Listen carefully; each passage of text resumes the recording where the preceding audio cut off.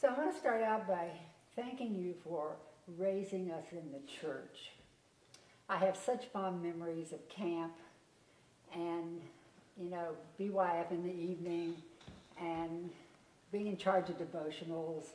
And, a lot of those leadership things that the church provided, and I really appreciate that. And some of my fondest memories go back to those camp days in church and the wonderful people, of course, that helped us in so many ways. And second, I want to thank you for raising us to appreciate all kinds of people.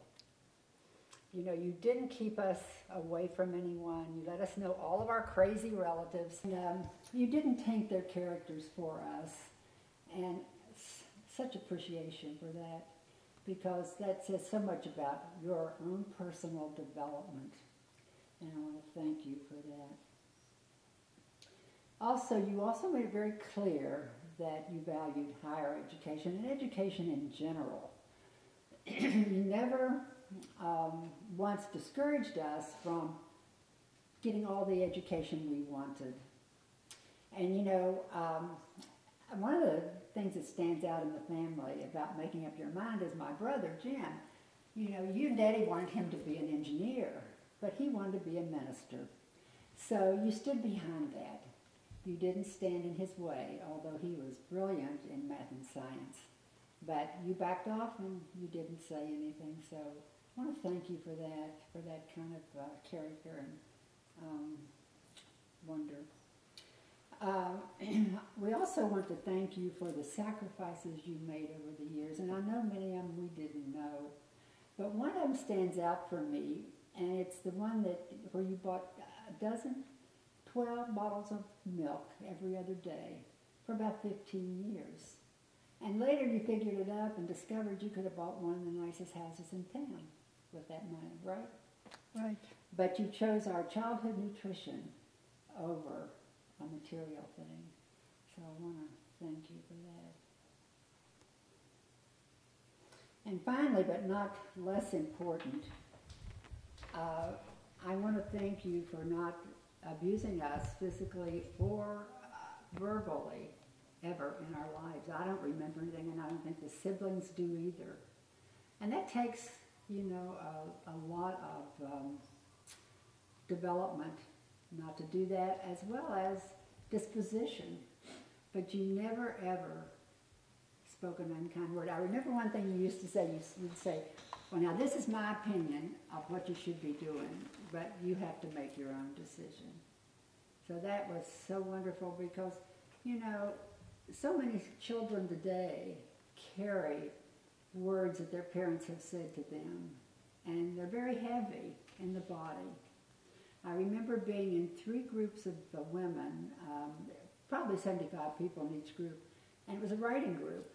And one particularly, we were going around reading different things about our lives, and 71 of them were writing stuff about their mother. And these were older women, but that stuff had lingered in their bodies. So when they came to me, they said, well, I guess we've all had a bad experience with our mothers. I said, I haven't read yet, just a minute. So when I read, I said, no, I have not. And I just, at that moment, really so much appreciated that. But all through my life, I have appreciated that. And I think all my siblings have too. I think that. So I just wanted to thank you openly and on video for all the magnificent things that you have done. And I know you would have done them that way without being thanked. That's just who, that's just who you were. So I want to thank you for that. So now we're going to segue and let you talk a little bit about what you contribute your longevity to. And I start this out for you by, you remember the woman that we saw on, and what did she say contributed to her longevity? 3 cans of sugared Dr. Pepper every day. And I know you cringed when you heard that, because not good for your bones, not good in many ways. Cancer grows on sugar. So then I thought, well, I'll ask her what she thinks, contributed. And so I asked you, and you really didn't know, which was a smart answer, but here's what you said. So I want you to tell us about the first thing, which was growing up on what we would call today an organic farm, but it wasn't called that. It's just what you did back then. Well, I was fortunate. I had two homes very close together, my grandmother's and my mother's, and both of them were fully organic. I had peaches and plums and apples and grapes and even fruit that you are not even familiar with, and green gage plums, which you never see. And so, and the garden was always lush with all the vegetables. So as I was playing as a kid, if I got a little hungry, I just went to the grapevine, got me some grapes, or I went to the peach tree and got me some peaches. I was a great kid for fruit, and vegetables too. I remember taking the salt shaker and going to the garden when I thought the tomatoes had come in, or the cucumbers, and I'd get me a cucumber or a tomato. I was just great for fruit and vegetables. And it was, I don't know, it was like a dessert for children today, I guess. But I never knew anything about fast food or much sugar of any kind. It was always fruit or vegetables. And of course, even today, I enjoy them very much. It's a reminder of the old days. And I remember, this is just an addition to that, to show you how I was so hung up on fruit. When I was just 8 or 10 years old, young, very young, I don't know, and my father worked a second trick. His job was when he went to work at 2 or 3 o'clock. And so I don't know where I got the idea. I guess just because I liked him, I thought he would too. And so when the fruit came in, or the first vegetables came in, particularly fruit, I remember getting bunches of grapes and peaches and things like that, and making him a dish and put it at his plate, so when he came in, he'd have some fresh fruit before he went to bed. It was just something I did, but it was because it was in my system that fruit was wonderful, that I thought he would like it too. Yeah, you've always been a great fruit person. Oh, yes. I remember you making jars of fruit salad. Oh, yes. I thought it was something you had to do. It was so important, and I loved it. And I thought, well, if I loved it, they would too. They would too. Yeah. And recently, in talking to my grandson, that's one of the things he remembers, is all the wonderful fruits I put together. Mm-hmm. And so it not only was something I liked, but it had been programmed in them some way. Right. And they enjoyed the fruit that I fixed for them. Yeah, I would like to add that grandson you're talking about is a corporate chef now. So he's all over food. Oh, yes. And he remembers so much of food that you fixed.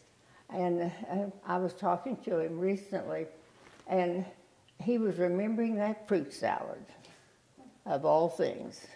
And I had everything in it, pineapple, grapes, and apples. Apples, always apples. Apples was what made it bitey. And and anything that came in that was new during the year, I'd add that to the fruit salad, just right. Anything. Just anything, yeah. So you kind of carried that on, and that is a big contributor to longevity, is eating fruits and vegetables, but that programming you got growing up really helped you. Well, I think I remembered it, and it was just in my system. It's like I was going through the line at Henry's in Vista, California one day, and someone ahead of me had a lot of Diet Pop, and I said, oh boy, that's not very good for the bones. The young man who was checking me out said, oh, I was raised on that. He said, it's really good.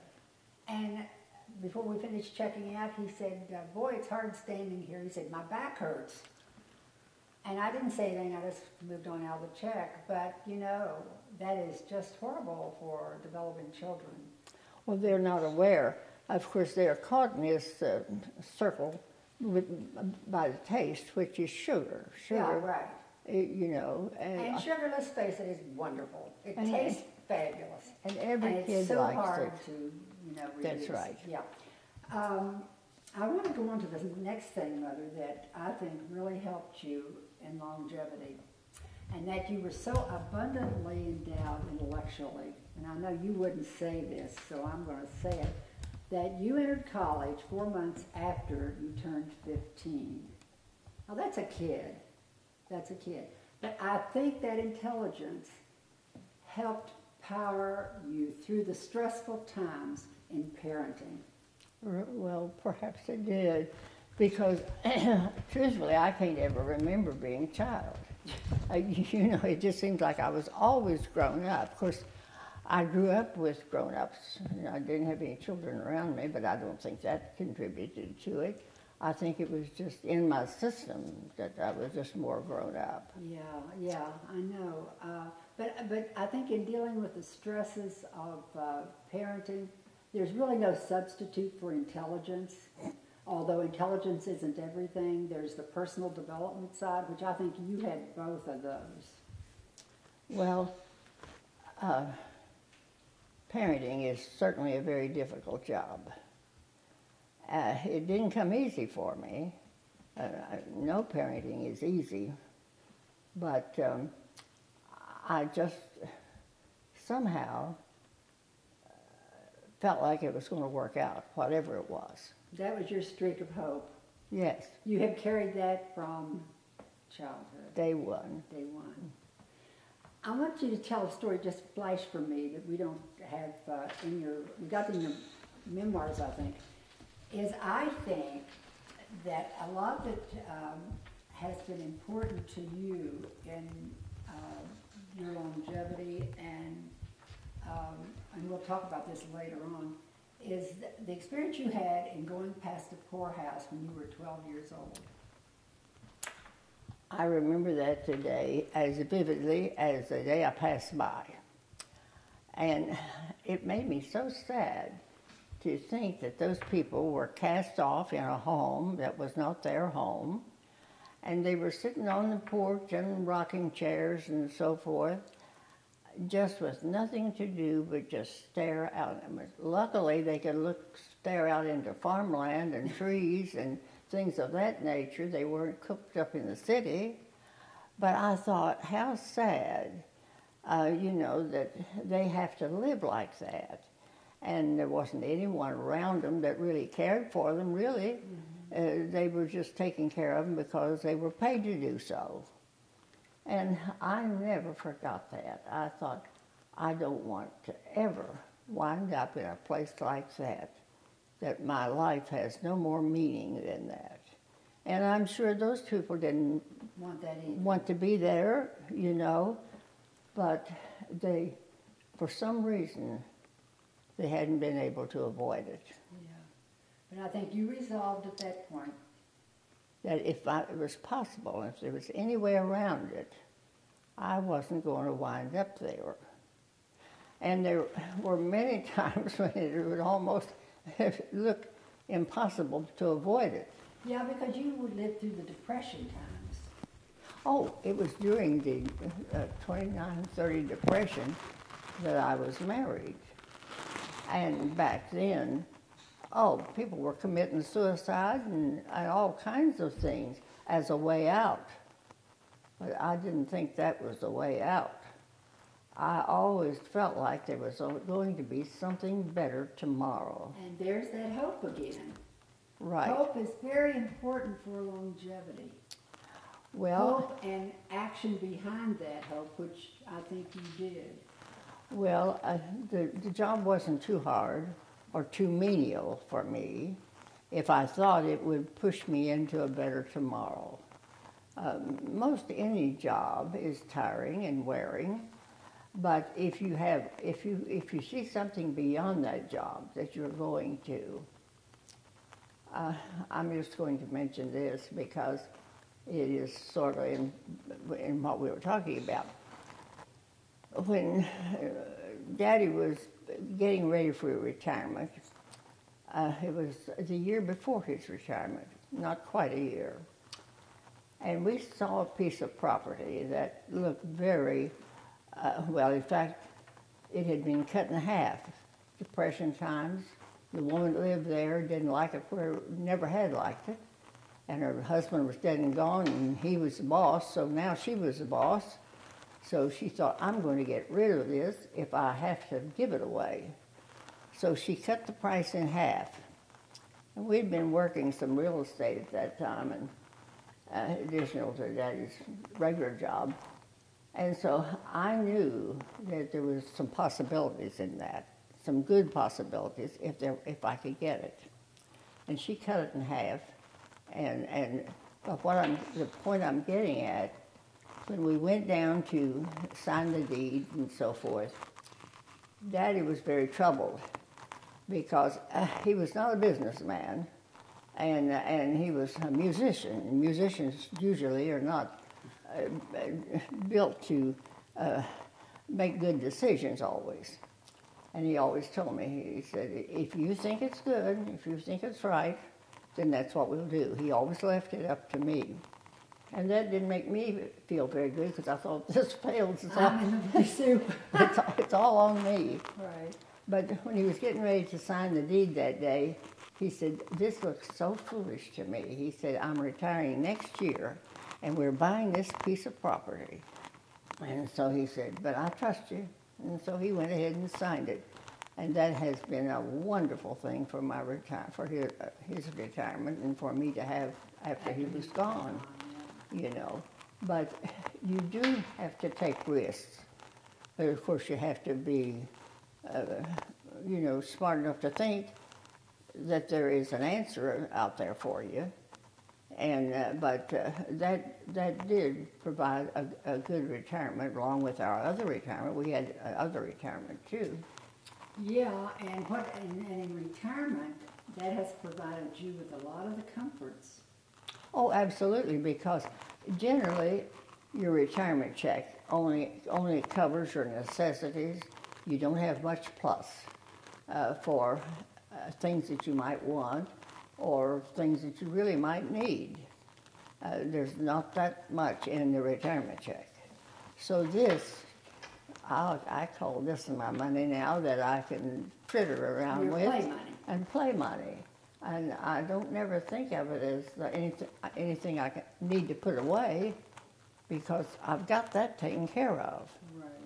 But if you don't think on those lines, then you come up short. And how that's related to longevity is people who haven't thought long-term along the way at any point or many of the points is they end up with not enough to pay their gap insurance, their medications, good food, and all the things that support longevity, having a longer extended life.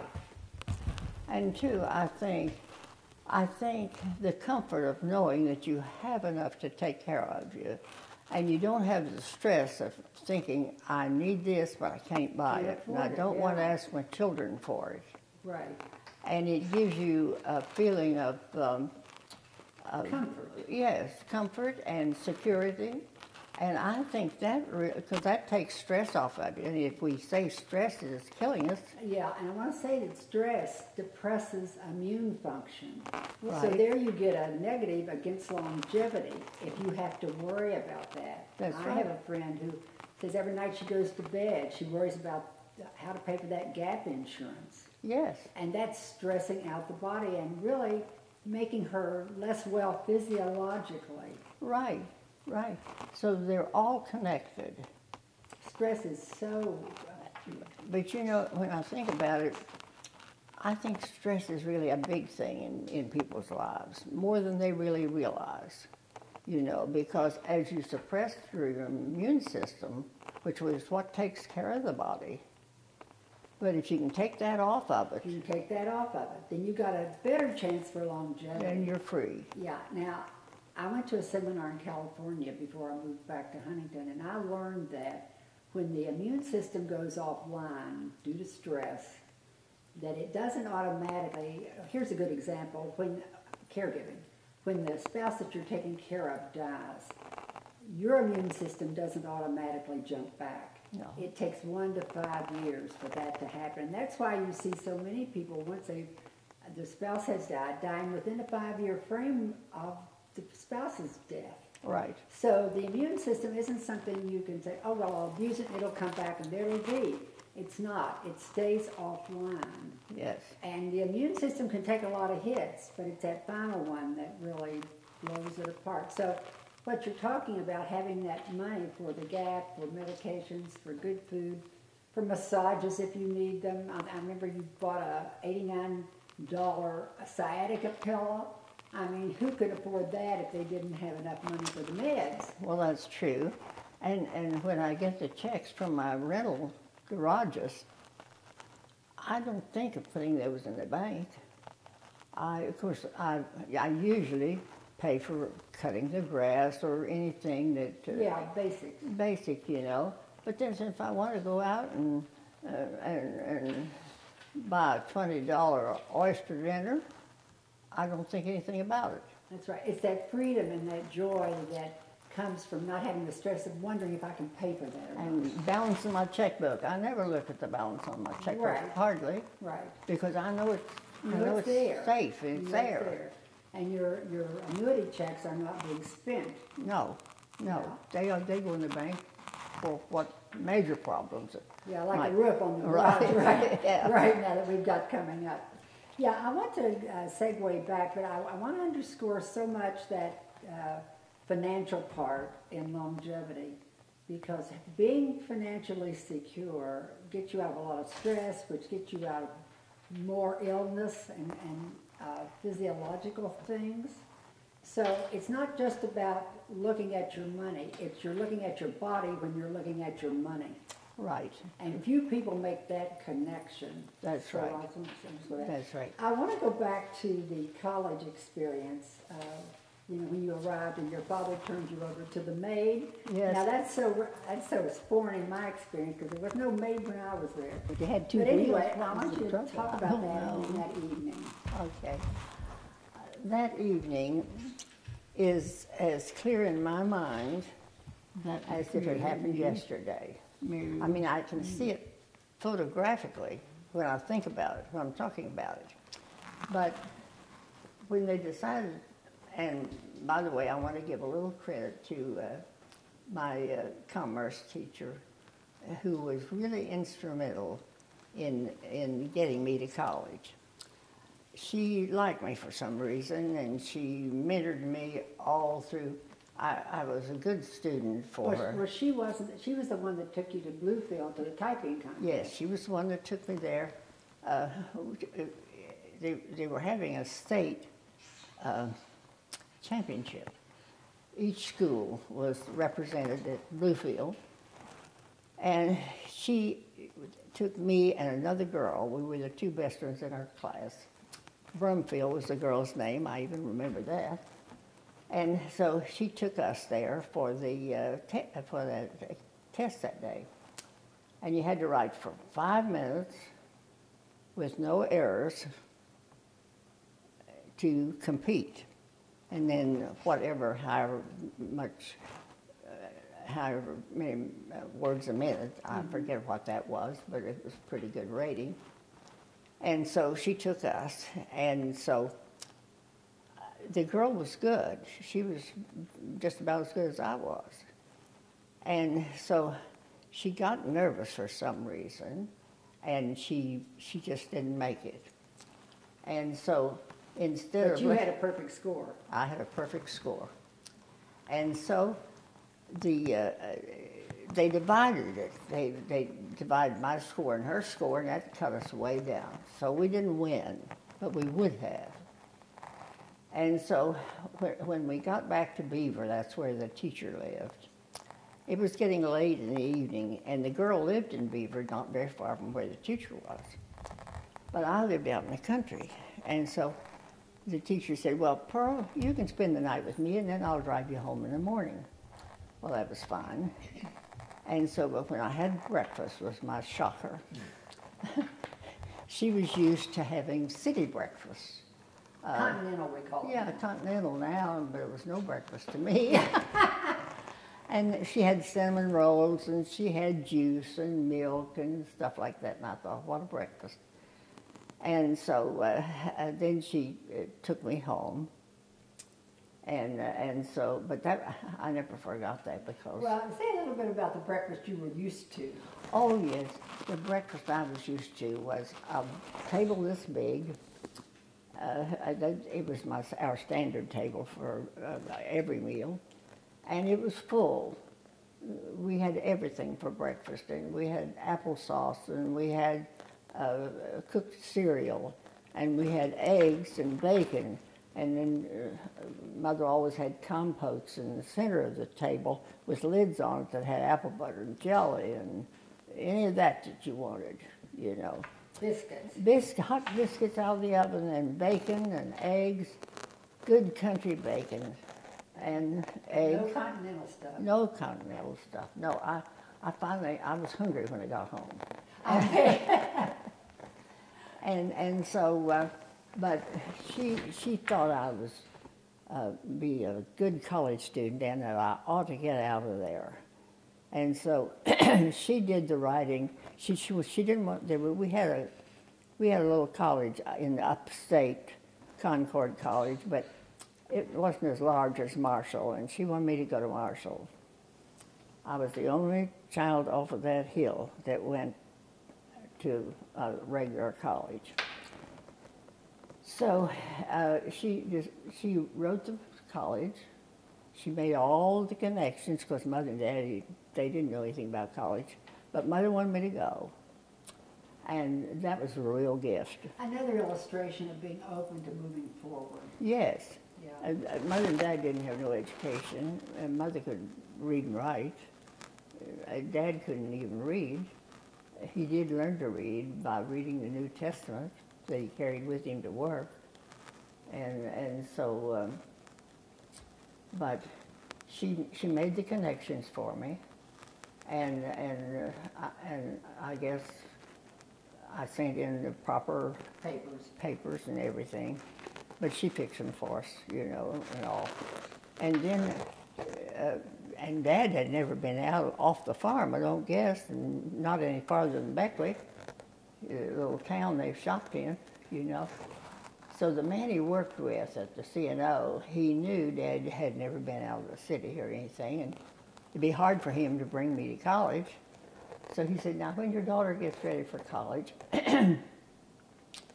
I have people who live in Huntington. I know where Marshall is, so I'll drive you all down. Well, that took a load off of Dad. So but before we came, we already got, I came from the college, from the entrance thing, what I should have. So Mother bought me a big trunk, and she filled it with all the things they said I ought to have. And I remember they said I ought to have one evening gown. Well, I didn't know what for. What an evening gown? What for. So, and Mother didn't know anything about an evening gown, so I remember she bought one, and I never wore it. Put it in the trunk with the rest of my stuff. That is interesting. And so, anyway, the time came for us to come, so Mr. Woods was his name. He drove us down. Now, back in those days at Marshall, they were very strict. They only had one dormitory for girls. That was the only housing. Imagine that now when you think of Marshall. The only housing for girls was upstairs over Old Main.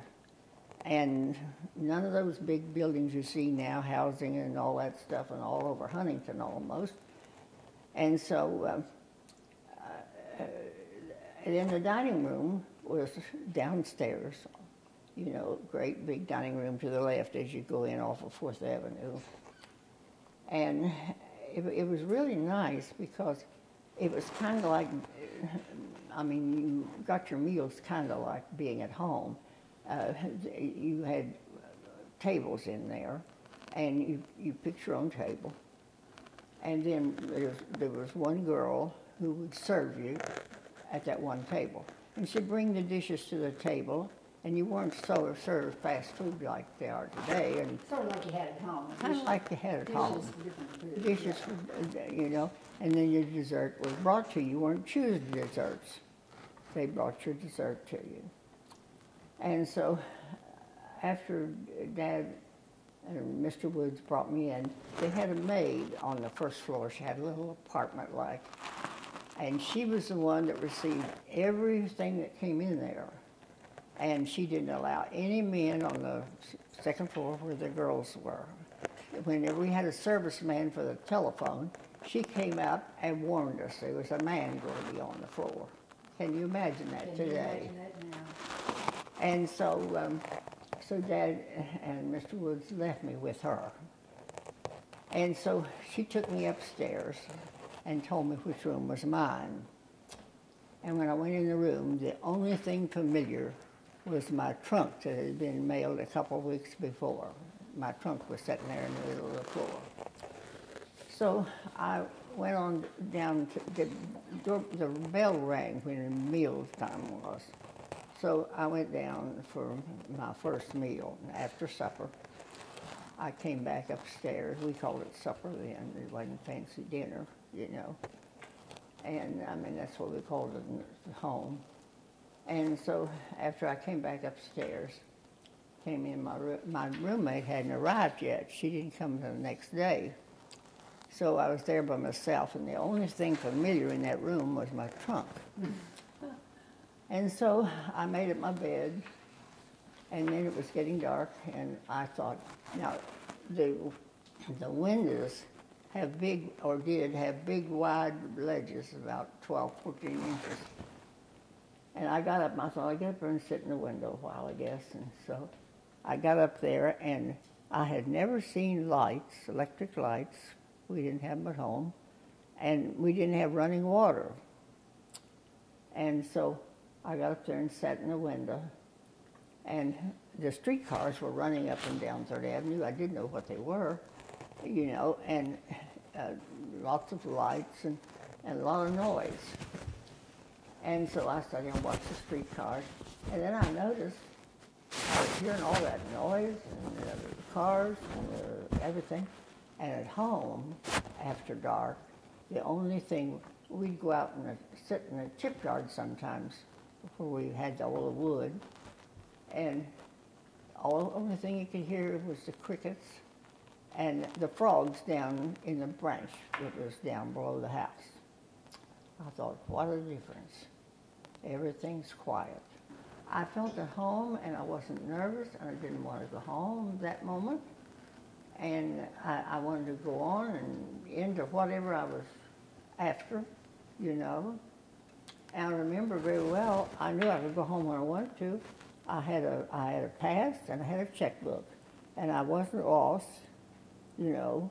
I could do whatever I wanted. And I did go home on the 11th day of October for a visit, you know, for the weekend or a week or something. And, it was, I thought of it since, how at home I felt.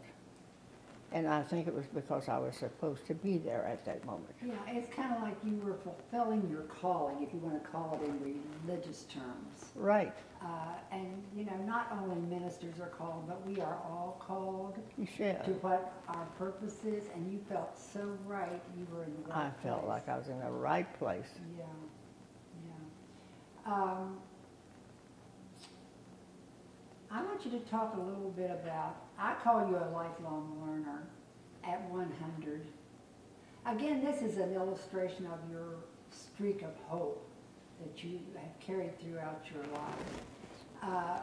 You know, at 100, you decide you need some help with balance and your knee to strengthen it because you decided you didn't want to do any surgery.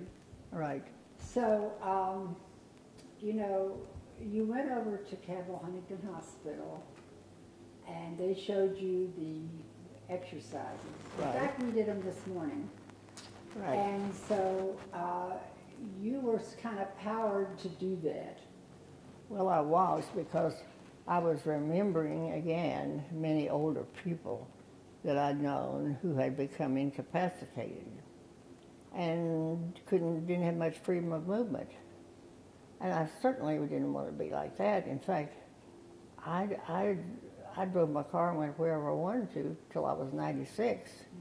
And at that time, I got the shingles, and I was out of it for a while. But at 96, I felt very safe driving. Yeah, and you shopped and went everywhere and did all your own I did it all. cooking and everything. And I never hesitated, because I knew I would know when I wasn't safe to be out there. Exactly. But the fact that you went at 100, like you said, so many older people just sort of lean back and say, well, I can't do this, and they revert to lesser things in life because they believe the paradigm, which is partially true, that as you get older, you get a little weaker, but they forget about physical therapy that can strengthen those things. Like now you're getting up from your knee, not your butt, when you do Right. your morning exercises. And we do those 5 days a week. But the very fact that you would opt for that at 100 is another factor in longevity. Well, I didn't want to be incapacitated until I absolutely had to. I thought perhaps I might be lucky enough just to Go out of here. go out of here fast, but we don't ever know that.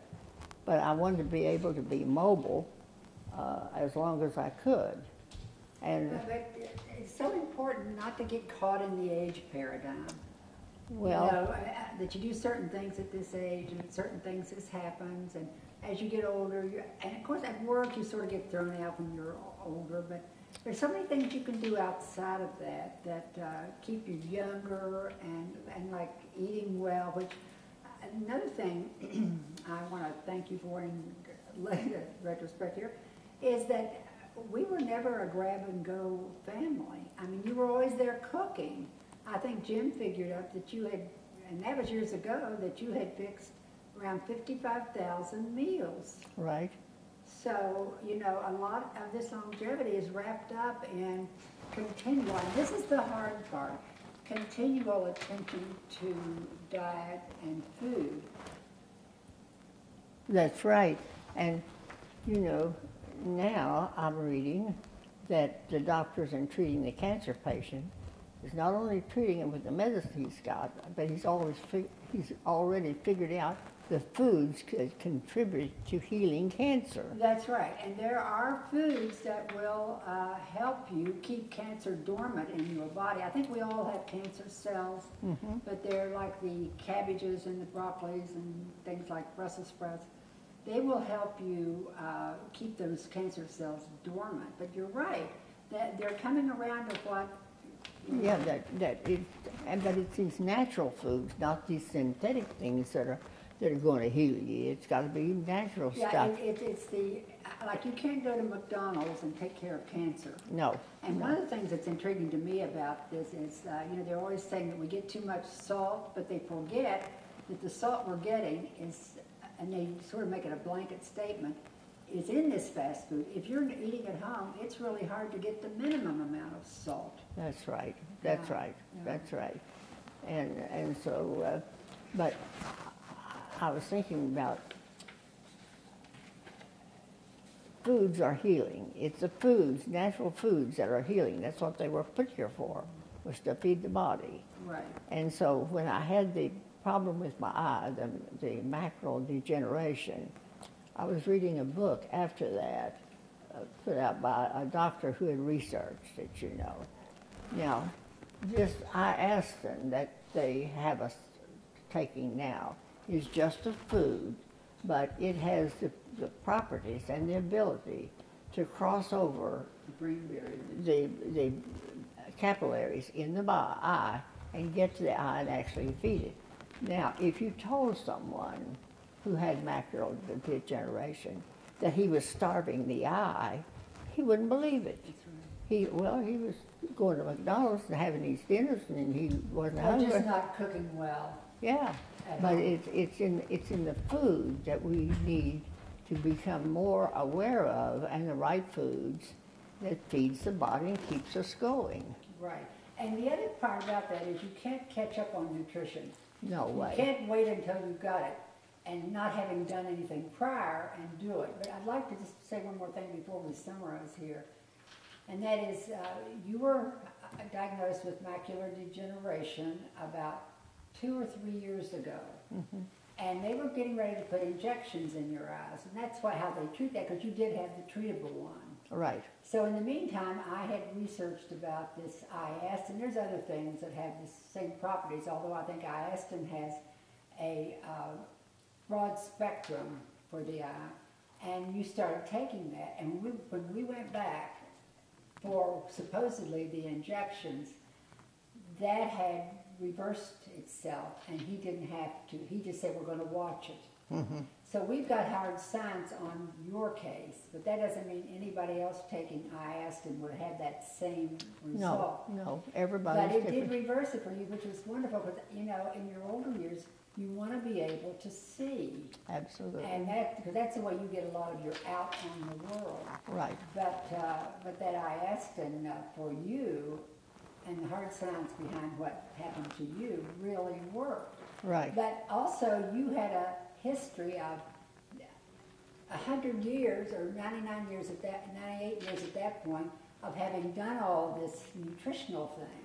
So your body was in a much different environment than somebody who had lived with fast food all their life and taking it. Right. And then too, now you do a lot of, we eat fruits and vegetables, and when we get tired of them, which we do, I do a vegetable smoothie for us, just to make certain, with a lot of all different vegetables, just to make certain we get that. So that's a really important factor in longevity. That's right. Keeping those That's going. right. But it's hard, because when you're out there working, or you're retired and just one person, it's hard to do that. It's hard to do that. And it's hard to even know it helps, and then you get the paradigm, well, I'm old, it doesn't matter anyway, and then it gets to be a lot more difficult. So, in summarizing, what advice would you offer? And I know that carbonated beverages would be off the table. That's right. I had my first one when I went to Bluefield with my commerce teacher to take that test. I got one then. Yeah. First one I'd had. Yeah, but you can't do that. Mm-mm. And you're talking about the difference between the sugar and the diet. The diet, artificial sweeteners do impact the eye for a lot of people. Mm-hmm. It gave me a ghost image in my left eye. So that wouldn't be so good. But you could do this, and we've talked about it during this. Eat your fruits and vegetables, right? All right. That's an old message, and Dr. Will was saying that 20 years ago, but we're still Not doing it. not quite doing that. I mean, a lot of people are not. And we only use fast food in a crunch. Yep. What do we get? Fish. Fish at McDonald's. And we throw the top off, because that's carbohydrates. And we just eat the fish in the bottom. Yeah, that's right. Yeah, Just we do one that. piece of bread. And also, we have learned not to donate our immune system to anger, frustration, or any kind of stress. You know, when I taught at Marshall stress reduction in 2004, one of the assignments I gave to the students was watch your stress, and watch when you are donating your stress, donating your immune system to a situation.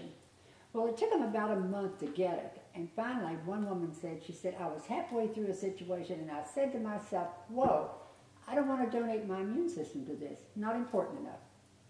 So we have learned that, and everybody learns it at a different rate. But it took the students about a month to begin to recognize that, because we don't tend to do that. But the hope in your life, you have always looked on the bright side. You see the glasses half full, not half empty. Always. Always. And you got up close and personal with your money. Very close. Yeah, You could stretch a dime around the block. And there's a lot of things that you didn't buy. I look at your habits and my habits. There's a lot of things that you just don't engage in, which you could, interesting, but you just don't do that. You really watch your money. That's why you've got money to be happy about and to buy these little things like sciatica cushions. That's right. You know, from time to time. But if you don't get up close and personal with your money, that's a prescription for poverty and struggle in later years, and that can knock off your longevity in a heartbeat. Absolutely. Money stress is one of the first things that breaks up marriages. Oh, absolutely. Absolutely. And then learn how to sit quietly for 10 minutes each day. We do that. Yes. Not as regularly as we ought to, but we do that.